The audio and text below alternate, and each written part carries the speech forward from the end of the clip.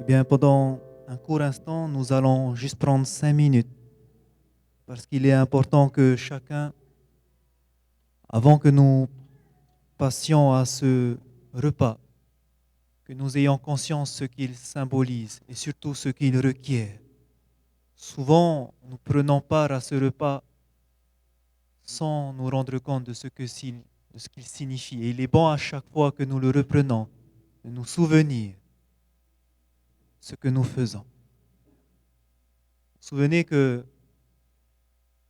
la première fois que Dieu a institué la Pâque, c'était dans Exode chapitre 12 où il préparait son peuple à sortir.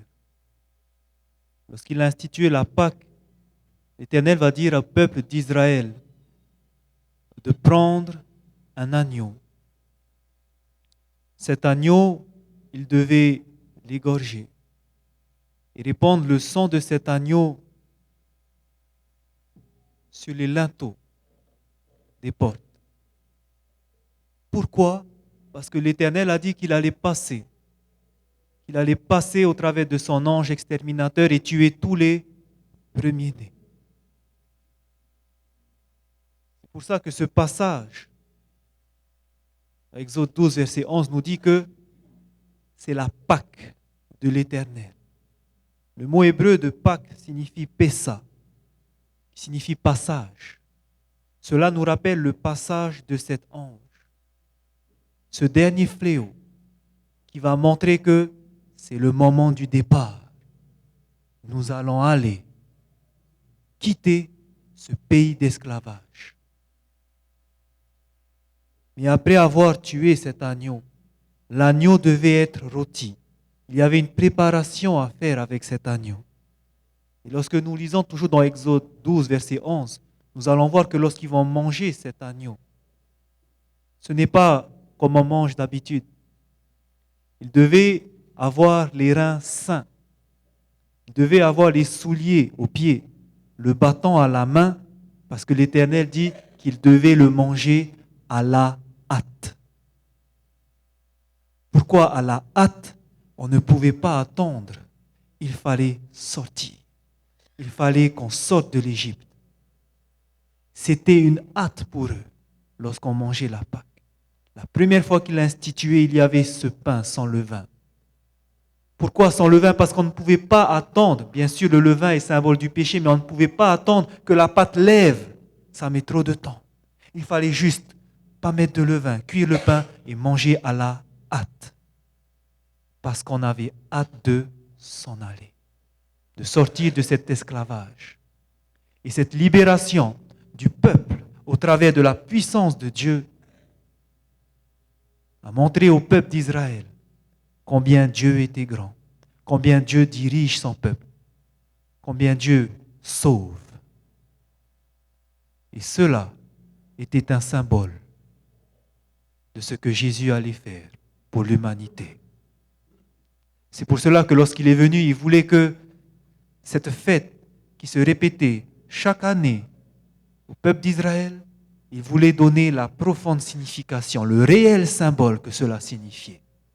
Et il a fait ça avant sa mort, le jour de la Pâque. Après le coucher du soleil, il nous montre que cet agneau qui était sacrifié représentait en réalité cet agneau qui devait, pour ôter le péché du monde, être crucifié à la croix. Jésus-Christ lui-même. Cet agneau, le sang qui a coulé, qui a fait que ces personnes ont été protégées, c'était grâce à ce sang que Jésus a versé pour nous. C'est ce sang qui nous protégera des fléaux à la fin. Et c'est ce que Jésus voulait nous symboliser. Et c'est pour ça qu'il a pris ce temps avec ses disciples avant de mourir. Lorsque ce jour est arrivé, la Pâque de l'Éternel, il a voulu donner tout son sens. Pourquoi nous faisons ce repas? Pourquoi le peuple d'Israël? Pourquoi Dieu a dit qu'ils allaient toujours faire ce repas pour se remémorer? Maintenant était le moment où le symbole allait être révélé. Nous savons que Jésus va utiliser ces deux grands symboles,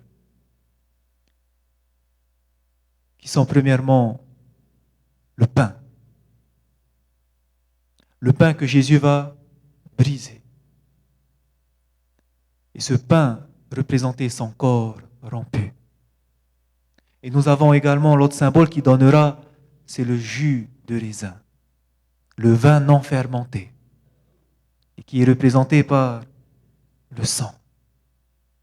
Ce sang qui est le sang de la nouvelle alliance, selon 1 Corinthiens, chapitre 11, versets 24-25. Et maintenant, il est bon de se rappeler pourquoi ces deux symboles. Pourquoi Jésus nous donne ces deux symboles. Le corps, le pain qui est rompu, représente le corps de Jésus qui a été rompu, où ça? À la croix. Parce que Jésus est mort sur la croix, il nous libère de l'esclavage du péché. Il a la puissance de nous libérer de l'esclavage du péché. Et à chaque fois que vous mangerez ça, souvenez-vous que Dieu nous donne la puissance pour surmonter ces péchés. Comment? Le sang de l'alliance nous rappelle pourquoi. C'est le sang de la nouvelle alliance. Pourquoi il fallait une nouvelle alliance? Parce que l'alliance de Dieu a été brisée. Ce n'est pas Dieu qui a brisé son alliance, mais c'est les hommes. C'est pour ça qu'on va l'appeler l'ancienne alliance. Et Dieu va devoir remontrer quelles étaient les clauses de son alliance. C'est pour ça qu'on appelle la nouvelle alliance. Et quelle est cette nouvelle alliance? Nous l'avons lu hier dans Hébreux chapitre 8, verset 10. Cette nouvelle alliance qu'il fera avec nous dans ces jours-là, dit le Seigneur, c'est que notre cœur de pierre deviendra un cœur de chair. C'est que ces lois maintenant seront écrites dans nos cœurs, dans nos pensées. Cela veut dire que Dieu permettra par son esprit que nous pouvons faire sa volonté. Plus transgresser sa loi, mais obéir à sa loi. Et c'est comme ça que nous devons penser, parce que nous avons vu que dans l'ancienne alliance était Israël, quand Dieu leur a montré ses préceptes, qu'est-ce qu'ils ont dit? Nous le ferons. Et est-ce que c'était la bonne réponse? Nous avons vu que non. Parce qu'on ne peut pas faire. Et Dieu nous remonte cette alliance, la nouvelle alliance en son sang. Ce qu'il voulait dès le départ, c'est que tu ne peux pas faire, mais je peux faire en toi, au travers de mon esprit. C'est le sang de la nouvelle alliance. Et c'est ce que nous devons nous souvenir à chaque fois lorsque nous prenons ce pain et ce vin. Ce corps rompu, ce pain, symbole de ce corps qui nous libère du péché. Et parce qu'il nous a libérés du péché, quel amour insondable. Au travers de la croix, il a fait ça. Je veux le servir. Et pour le servir, je ne peux pas le faire de moi-même. Mais grâce à cette nouvelle alliance qui me promet, par son esprit, il crée en moi le vouloir et le faire. Et Jésus-Christ nous donne une signification plus profonde. Et il va nous amener jusqu'à la fin de la tragédie, parce qu'il nous dira dans Matthieu chapitre 26, verset 29, que je ne boirai plus désormais de ce fruit de la vigne, jusqu'au jour où j'en boirai du nouveau avec vous dans le royaume de mon Père. Qu'est-ce qu'il est en train de dire par ici Jésus à ses disciples? Qu'il va les revoir. Et que lorsqu'on va les revoir, nous allons encore prendre ce repas avec lui. Et nous avons vu qu'avant qu'on le revoie, quelque chose doit se passer. Le Maître nous a dit que l'évangile doit être annoncé au monde entier. Et alors viendra la fin. Savez-vous que nous pouvons hâter le retour de Jésus? Comment est-ce que nous pouvons hâter le retour de Jésus? C'est en annonçant l'évangile au monde que nous pouvons hâter son retour. Lorsque vous prenez ce repas, vous vous dites que la prochaine fois que je vais le reprendre, ça sera quand Jésus reviendra. Mais avant, Dieu me donne ce privilège de pouvoir hâter ce jour. Il me donne ce privilège de pouvoir hâter ce jour parce qu'il fait de moi un instrument pour terminer son œuvre. Et c'est ce que Dieu demande à chacun de nous, d'entrer à son service. Il vous a donné des talents. Et il nous demande maintenant de le mettre à son service. Quand nous prenons ce repas, nous voulons hâter le retour de Jésus. Nous prenons ce repas parce que nous voulons le servir. Nous voulons proclamer l'évangile. C'est cela que ça représente lorsque vous prenez. Non seulement Dieu vous a libéré du péché, non seulement il va vivre en vous, mais aussi vous allez vouloir hâter son retour. Gardez ces deux symboles en tête. Parce que l'évangile se résume à cela. Et c'est pour ça que Dieu nous demande de répéter cela, de reprendre cela. Et tout commence par où? Lavement des pieds, humilité du cœur, confession des péchés à ceux que j'ai fait du tort.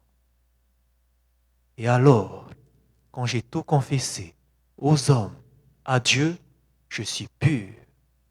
Dieu me dirige, je fais sa volonté. Je peux hâter maintenant le retour de Dieu. Et c'est le privilège de chaque chrétien, non seulement d'attendre, mais de hâter la venue de notre Seigneur Jésus-Christ. Si tous ceux qui se réclament de son nom portaient du fruit à sa gloire, avec quelle rapidité la semence de l'Évangile serait répandue dans le monde entier et Jésus reviendra. Maranatha, frères et sœurs. Amen.